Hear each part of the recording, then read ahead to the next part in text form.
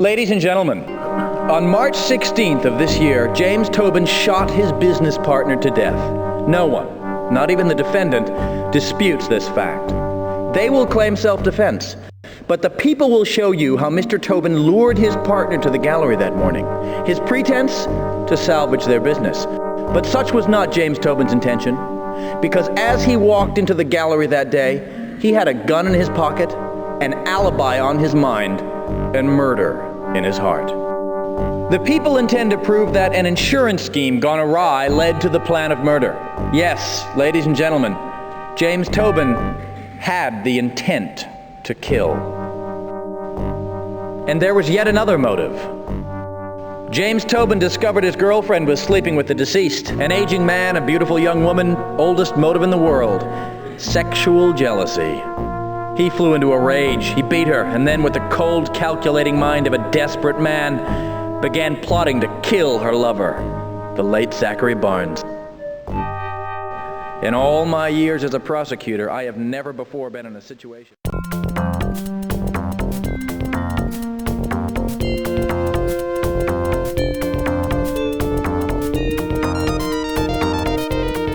We have here tonight our legal specialist who, for the duration of the trial, will be sharing with us his professional insights. Dr. Richard Fleece, professor of law at CSU. Dr. Fleece.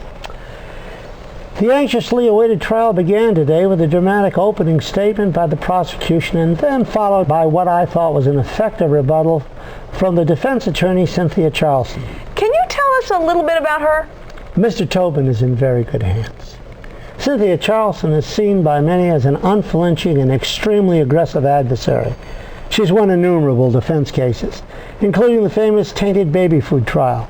Just a few moments ago, we caught up with her and asked her how she felt about her chances.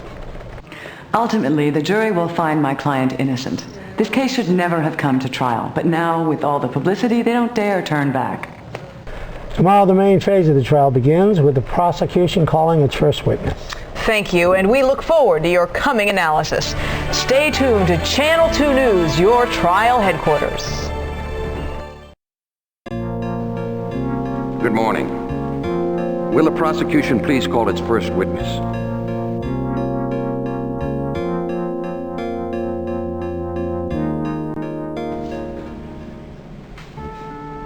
Please raise your right hand. Do you swear to tell the truth, the whole truth, and nothing but the truth, so help you God? I do. Please be seated. Where were you on the night the defendant's paintings were stolen from the Barnes Gallery? I was in bed asleep. And where was Mr. Tobin that evening? He was in the next room painting, in the studio, late as usual. Until what time? About 9. I remember because Yes? I remember because we made love on the couch, and we lay there for a long time afterwards, just talking, and then we went to bed. Did the defendant ever get up out of bed? No, not till the next morning. You sure? Yeah.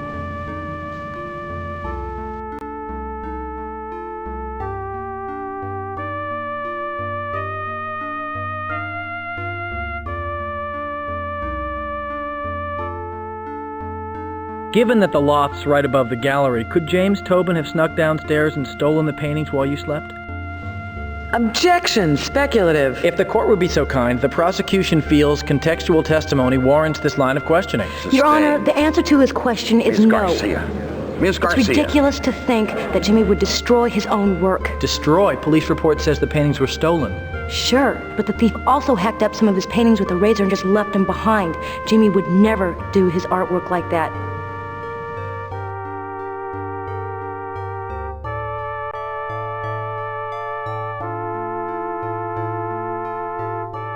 Ms. Garcia, did you have an affair with the late Zachary Barnes?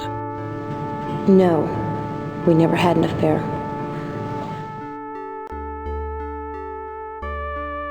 Is the witness aware of the consequences of perjury? When you interviewed me at my loft, I was extremely upset. You had pushed me into saying a lot of things I didn't even mean. Did you have an affair? Objection! Argumentative. Sustained.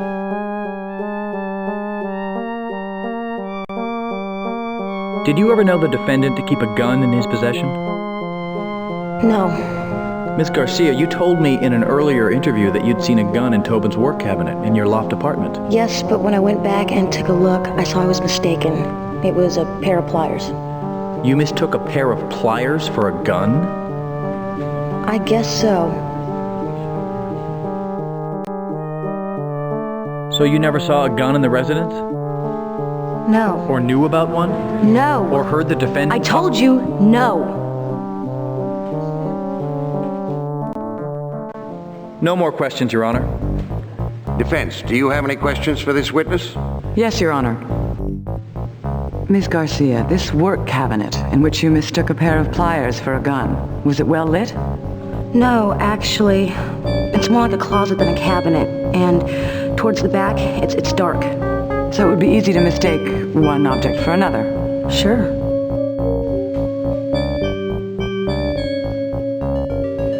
Regarding the night of the theft, the prosecution contends that James Tobin left your apartment while you were sleeping.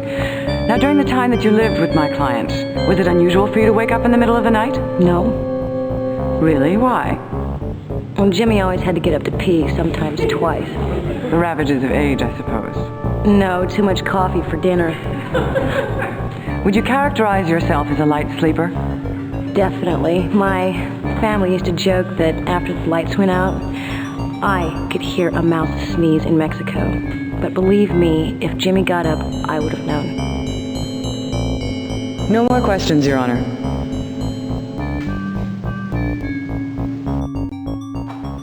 Well, that's all for today. The witness may step down.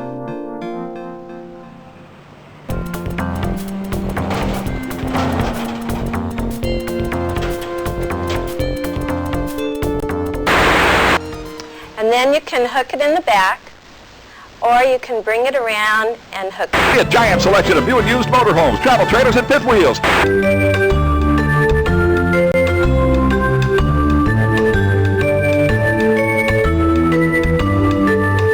You can't go into scenes or situations and present them on television simply because they are reality. Adopting a wait-and-see attitude. This is the second in our series, Multimedia, Passing Fad. Tomorrow, we'll talk to Chip Shelley, the 20-year-old millionaire and author of the best-selling game, Dismember and Destroy. In news of the trial today, we join reporter Frank Somerville, who is at City Hall. Evening, Laura. Today was the day that people have long anticipated. Ms. Ruby Garcia was called to the stand, and I saw the prosecutor's strategy totally backfire today. He accused the witness on the stand right in front of the jury of committing perjury. And how did she react? She was totally alienated, of course. Classically, if a witness is prone to telling untruths, threats at that late date probably aren't going to help. And might the jury also see you as kind of a bully? Your word, not mine. Does the prosecution wish to call another witness?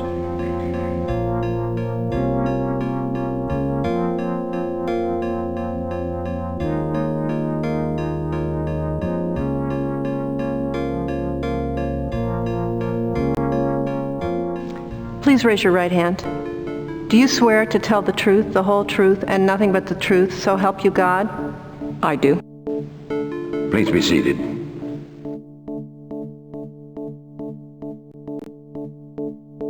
Did you witness an argument between your husband and the defendant Tuesday before the murder?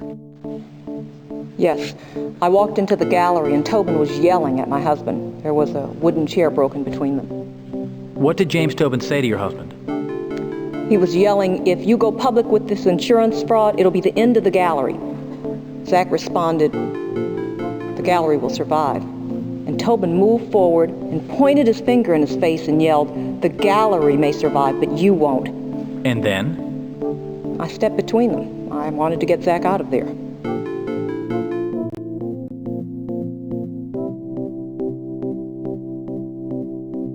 Was the gallery alarm system functioning at the time of the theft?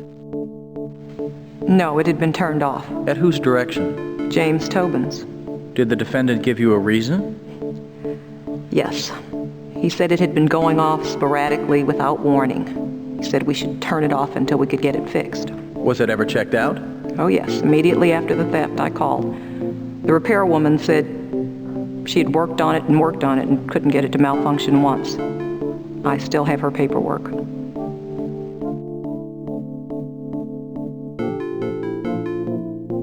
Do you have any idea why the defendant might have threatened your husband's life? Objection, speculative and conclusory. Question withdrawn. Ms. Barnes, did you and your husband ever discuss the argument you just described? Yes, that evening when we returned home. What, if anything, did your husband say about the theft of the paintings? He said that Tobin himself had arranged for the paintings to be stolen so he could collect on the insurance. Did your husband say he was going to the authorities with this information? Yes. Did he ever tell you if he made his intentions clear to the defendant? Yes. He said that's what started the argument.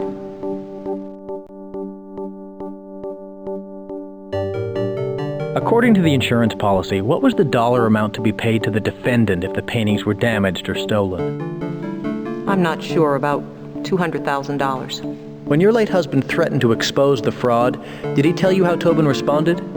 Yes, Tobin accused Zach of trying to destroy his career. Ms. Barnes, do you feel that in order to protect his career, Tobin would kill his partner? Objection! Yes, I do. He would. Objection sustained. Mr. Granger, do not make a fool of me.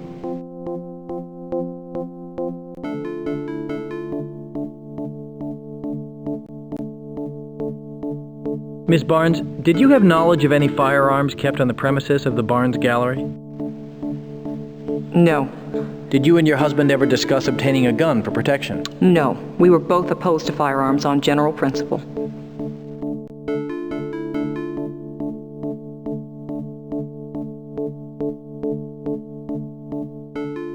On the morning of March 13th at approximately 9 a.m., you and Ms. Garcia left the gallery to go to a meeting, is that correct? Yes. And the two of you returned early because the meeting was canceled? Postponed, correct. And Ms. Garcia dropped you off and went to park the car? Yes, I was about a block away in the alley behind the gallery. Please describe for the jury what you saw at that point. I saw James Tobin outside the back door of the gallery jimmying it with a crowbar. He saw me coming, so he went back in. Objection, speculation. Sustained. Could you see what he was wearing? Yes, he was wearing a black t-shirt with the gallery logo on back.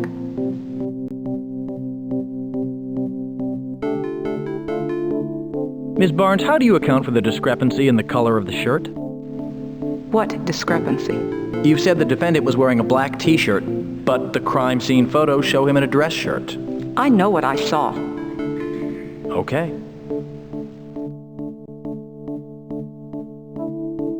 What happened next? I heard a shot from inside as I came to the door, so I unlocked it and went inside. What did you see there? My husband's body lying crumpled on the ground. Tobin lying nearby holding his leg and moaning. And what was the physical state of the gallery? The tabletop had been broken. There were shards of glass everywhere. Some of them lying in the pool of my husband's blood. And I remember a cash box lying upside down on the floor. What did you do? I tried to help my husband, then called 911.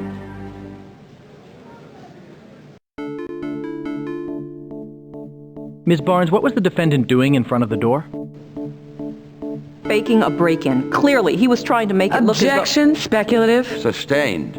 You told me that the defendant had a plan to fake a break-in. How do you come to that conclusion? Come on, Granger. Objection. Mr. Granger, perhaps you should pursue a different line of questioning or work.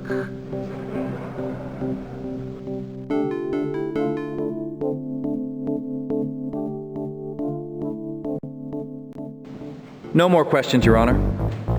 Defense, do you have any questions for this witness? Yes, Your Honor. Miss Barnes, wasn't this notion that James Tobin somehow stole his own paintings first suggested to you by your husband? Zach and I discussed it, yes. Insurance records show that he would have received $200,000. Was he involved in stealing the paintings? No. Well, if he wasn't involved, then how did he know James Tobin was? I'm sure Zachary had nothing to do with it. That is opinion. This is fact. Ms. Barnes, you have as much real evidence that my client stole the paintings as you have that Zachary Barnes stole them. Objection, Your Honor. Sustained. Ms. Barnes, are you aware that the gun used to kill your husband was registered to his cousin, Darrell Barnes? Yes? Did James Tobin have access to Darrell's house? Not that I know of. Did Zach? Yes, but that doesn't mean that Thank you, that's all that I asked. Miss Barnes, you now say that James Tobin had a crowbar outside the gallery. Yet in your statement to Inspector Looper, you said he was carrying a stick. Do you know the difference? The day of the murder, I was shaken up. It was only later that I was able to remember more clearly. You also claim that James Tobin was wearing a black T-shirt on the morning of the alleged crime, correct? Yes. May I present People's Evidence number 5? This is the shirt he was wearing that morning. Perhaps you would like to reconsider your statement that you saw him outside the gallery at all. No, I wouldn't. Perhaps you would like to reconsider all of your testimony. Objection, we don't have to put up with this badgering. No more questions, Your Honor. I'm done with the witness.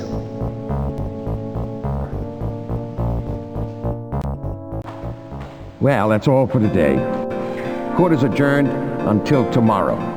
And, ladies and gentlemen of the jury, let me once again admonish you not to discuss this case with anyone, not even your family.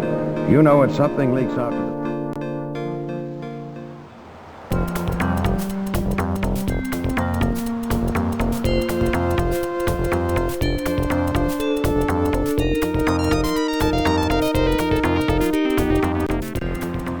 It's been another long day in court at the Tobin murder trial, and nobody felt that more than the defendant, James Tobin.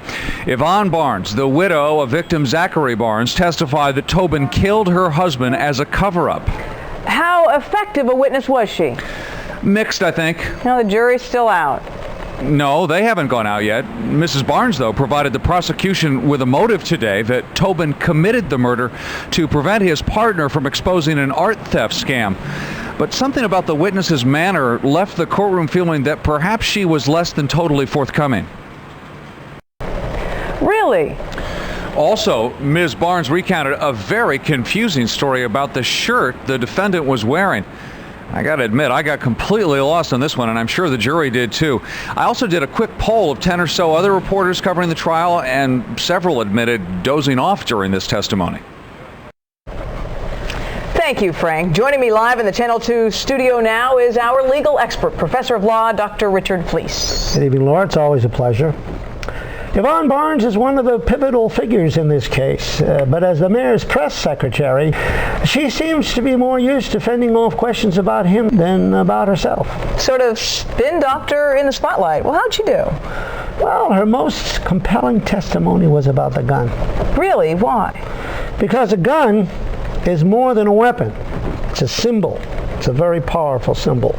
Unfortunately, our witness had very little to say about that symbol. It seems she had been alienated from the proceedings even before she began testifying. Thanks, Dick. How nutritious are tropical fish? Henry Norton, our cooking expert, will tell us when we come back.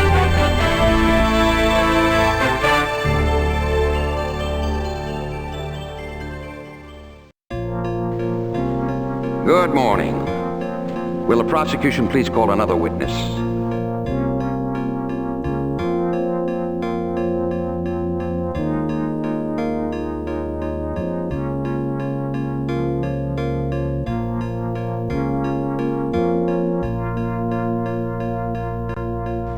Do you swear to tell the truth, the whole truth, and nothing but the truth, so help you God? I do. Please be seated. Mr. Lee, did you stop by the Barnes Gallery on February 25th, the night the defendant's paintings were stolen? Yes, and I saw Tobin. You saw James Tobin in the gallery? What time was this? About 3 a.m.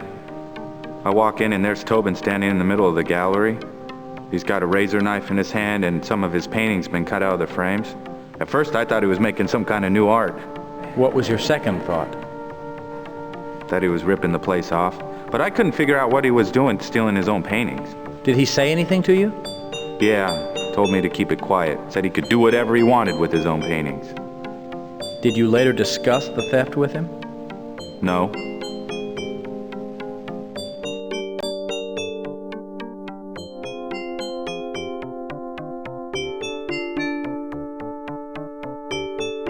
Mr. Lee, aren't you leaving something out of this story?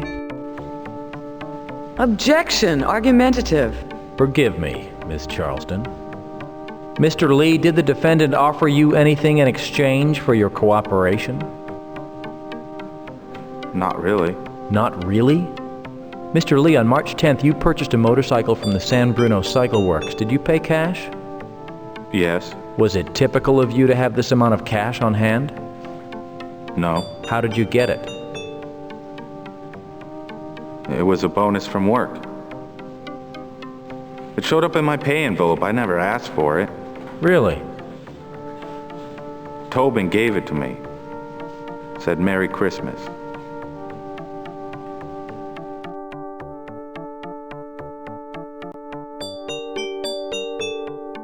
Did you ever hear the defendant mention the affair between Zachary Barnes and Ruby Garcia? Yeah, sort of. When did he mention it? About a week before the murder. Where was this? Well, they were in their apartment upstairs from the gallery. And you were? Down in the gallery. And what did the defendant say? I don't know. He was just yelling at Ruby about her and Zach in the letter. I couldn't hear the exact words.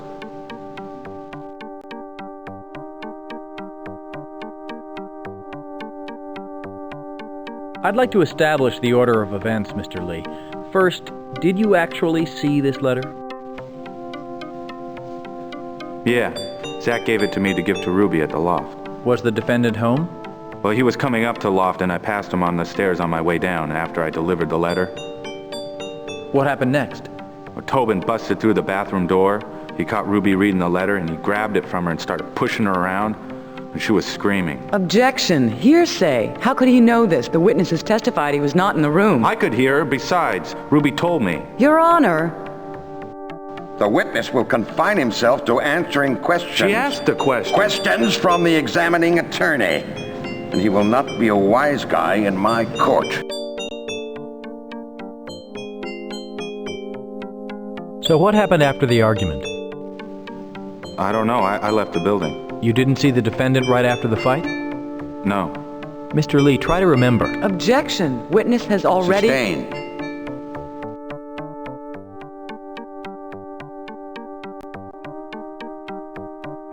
Did anyone at any time keep a gun on the premises of the Barnes Gallery?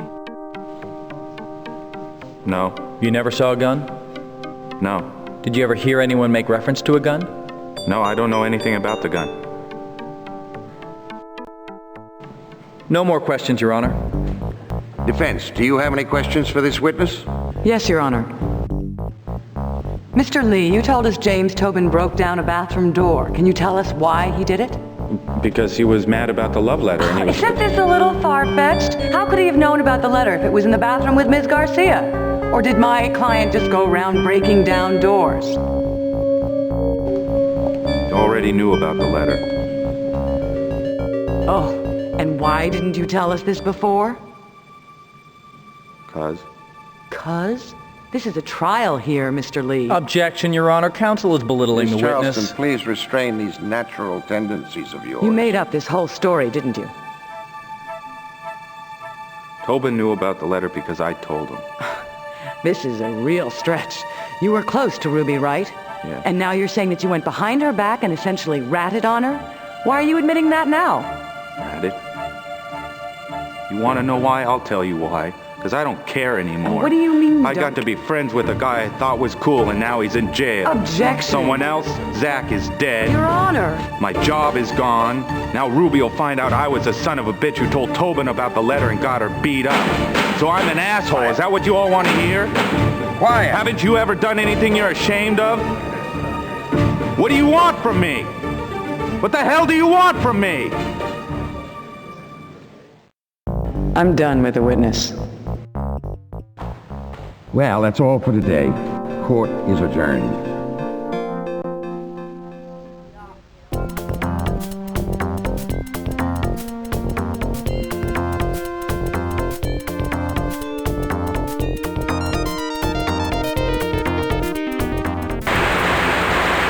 As we reduced, as an industry, as we reduced violence, there was great concern we would fill that void with sex, which, of course, has not and will not happen. People around the country fall in love with them from the first moment they see them. Some have even said that it changed their lives. I don't remember much, but all of a sudden, I gave birth to a fork. Listening in rapt attention as Prosecutor Granger silenced his courtroom critics today with an exemplary performance. Observers in the gallery finally saw what they came for. The old Granger, the cunning legal master at work. With great skill, he got Mr. Lee to admit accepting hush money from the defendant. As damning testimony as I have ever seen. Sounds like quite a morning. Did Mr. Lee answer any questions about the murder itself? It was odd, Laura.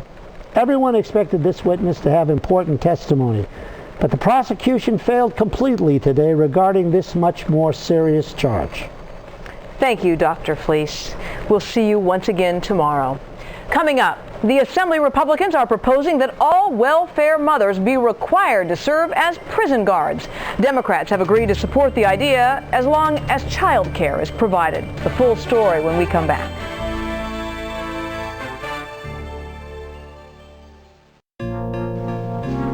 Will the prosecution please call another witness? Your Honor, the people rest. Very well. Will the defense please call its first witness? The defense would like to call Dr. Jackson Hayes. Dr. Hayes, you are a forensic pathologist? I was chief medical examiner for the city of Santa Barbara for 17 years, and I now consult around the country.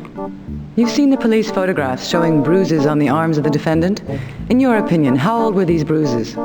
Well, the severe discoloration of the skin and the blackened capillaries both indicate injury within 24 hours of the time the photo was taken. Are these bruises consistent with evidence of a struggle? Oh, entirely consistent.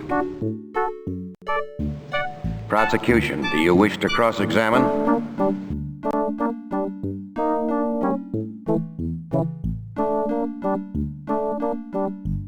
When you examined the defendant, did you see any evidence of bruises on his legs? No, I didn't.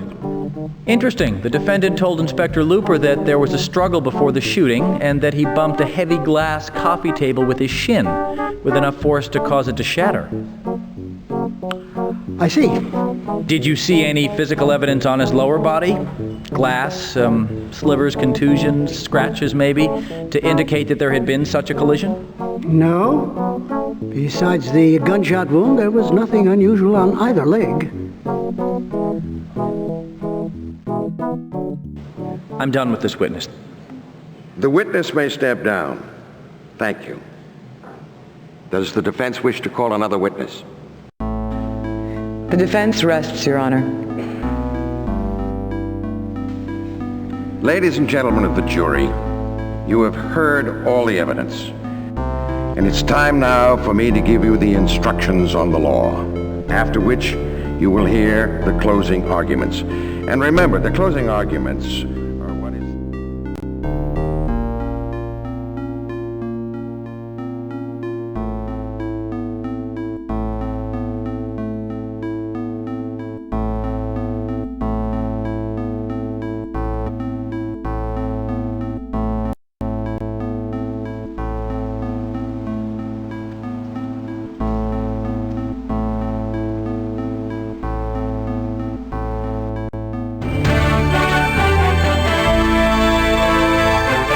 There has been an important development in the Tobin trial. We go live to City Hall. Just a few moments ago, the jury finally returned. They are looking very haggard after 9 days of deliberation. Word is they have reached a unanimous decision. The judge is now querying the foreperson, who will then hand over the verdict to the clerk of the court.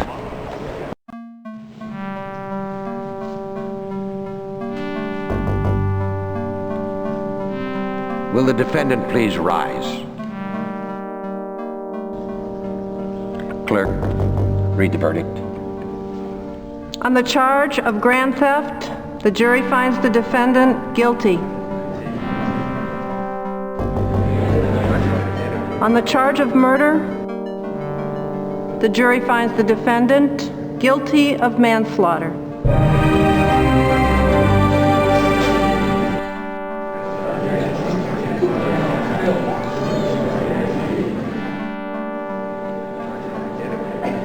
frankly, the verdict surprises me given your level of skill. Bailiff, take this man away. Court is adjourned.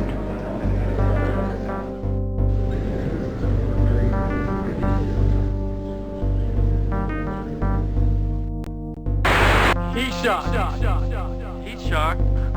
State and across the country. It's that knowledge, being in touch with people. The very beginning, Granger was very tight-lipped about how it was going to go. He wouldn't even comment to me off the record. This disdain sure hasn't helped him with the press. Well, there's one bit of good news, Frank. What's that, Laura? No more chicken salad sandwiches for you. You got that right. Also, no more French fries, no more onion rings, no more ring dings, no more cherry pies, no more apple pies. We get the picture. Thank you, Frank Somerville, for all that delving work. And now a few words from our own Dr. Fleece. Tell us, Dick, about what were some of the turning points which helped impact the outcome of this sensational trial? For one, the prosecutor got off on the wrong foot by making claims in his opening which he never went on to substantiate. This is a classic mistake, painting yourself into a testimonial corner.